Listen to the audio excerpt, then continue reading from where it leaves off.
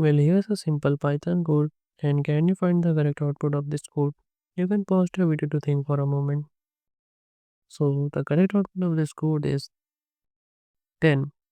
Well, if you didn't understand this code, let me explain.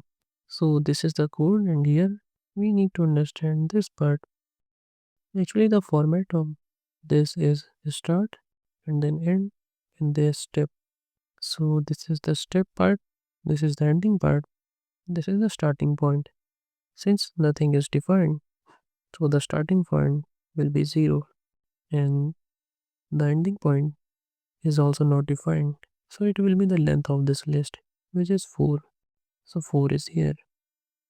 And by default, the step is naturally 1 as it is also not defined. And from 0 to 4, all the elements will be here. So the sum of these elements is 1 plus 2 plus 3 plus 4, which is equal to 10. And this was the output.